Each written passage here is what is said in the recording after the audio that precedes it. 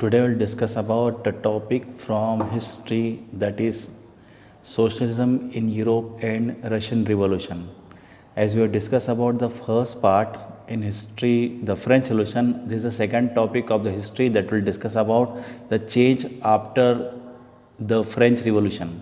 As we have discussed about that, French Revolution opened up the possibility of creating a dramatic change in the way in which society was structured. As we have seen that people were fed up with the monarchies and overthrown the government, overthrown the monarchy, and established a democratic setup in that country because they wanted a rule which is they wanted a government which is elected by the people itself. But it was different in the time. It was the church and aristocracy controlled the economic and social power in many parts of Europe, including France as well. Suddenly, after the revolution, it seemed possible to change this. Then, ruler of France became the executive only. Law-making authority was become different. Then judiciary also became different. Then ruler was remaining executive. Then he was also overthrown and established republic in France. Suddenly, then, in many parts of the world, including Europe and Asia, new ideas about individual rights. For example, like nowadays we have our fundamental rights, we are talking about those rights, and who controlled social power began to be discussed. Social power was under the hands of one particular person, church authority and monarchies misguided the society, and they treated the people in very badly. So people wanted to change. Like in our country, Raja Ram Mohan Rai, as we discussed about in class 8, he was called the father of Indian incarnation, or he was called the father of modern. He was the person who brought changes in our country. Then another person was there, Henry Viven Desrosiers.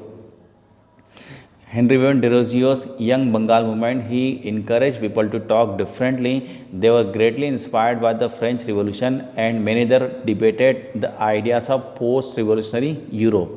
So these were the people in many parts of the world, wherever monarchy was there or wherever dynastic rule was there, people raised their voice against monarchies. Seek for a change, people wanted to change, and for this change, three different ideologies were developed: liberals, radicals, and conservatives. These three different ideologies were developed in many parts of Europe. What are those ideologies? We'll discuss about one by one. First, we'll talk about the liberals. Liberals were the group of people who opposed the church authority and dynastic or monarchy rule. Church authority and monarchy rules were misguided the society of their own way, so they were against it. Then they wanted a safeguard for representative elected parliamentary government. As we have discussed about, apart from this, they want that the government is elected by the people. They also believe in religious tolerance, means they respect all religions. Laws were interpreted by a well-trained judiciary that was independent of ruling and officials. Law-making body was very different, who control who make the laws differently and also protected the laws as well. They were not democrat.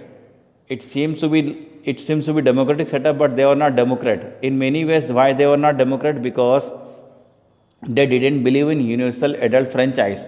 Universal adult franchise means, you understood very well, that a person above age 18 has right to vote. But here they wanted voting right for limited manners. Means that in France it happened that those who pay the labor of 3 day tax, they only cost their vote. It happened that in that part as well. So they felt men of property mainly should have right to vote. They were also against the voting rights of women. That was the ideology of liberals. Now discuss about radicals. In some manners, they are also the same. For example, they are also in favor of elected government as well.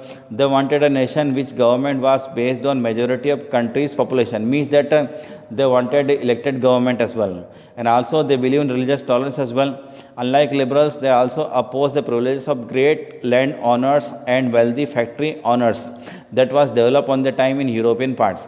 So they were against it as well. But in some changes for that, they supported women's suffrage movement. They also encouraged women to take part in voting rights as well. They were not against the existing private property. Existence private property के बिल्कुल खिलाफ नहीं थे वो, उसके इसमें वो थोड़ा सा हेल्प चाहते थे. But dislike conservation, didn't like concentration of property in the hands of few. लेकिन वो किस बात के खिलाफ थे कि प्रॉपर्टी जो है वो सभी के हाथ में हो, कुछ लोगों के हाथ में नहीं हो. That was the ideas of radicals. In some manners, they were equivalent to the liberals, but in some other manners, like for example, voting rights, they were against it. They wanted voting rights to be given to everyone, including women as well. Now let's talk about the third one, that was conservatives. Conservatives were opposed the radicals and liberals. They wanted a government. They were in favor of monarchies. They did not want. They were not in favor of religious tolerance. After the French Revolution, although their ideas were began to change, they think about the changes as well. Conservatives, they gradually oppose the idea of change, although they generally oppose the idea of change, but they, after the French Revolution, they are in favor of changing the government, but through gradual process, not quick manner. By the end of 19th century, they accepted that some change was inevitable, but change had to be brought about through a slow process. Let's talk about the conclusion of three ideologies. Such differing ideas about societal change clashed during the social and political turmoil that followed the French Revolution. Three different ideologies, as depending upon the circumstances of a particular country, these ideologies began to shape in their country. The various attempts at revolution and national transformation in the 19th century helped define both the limits and potential of these politicals. These three different ideas were developed in different parts of the world, especially in European countries. So wherever the situation were there and favorable for this, they developed. In upcoming part, we'll discuss about the next part of the chapter.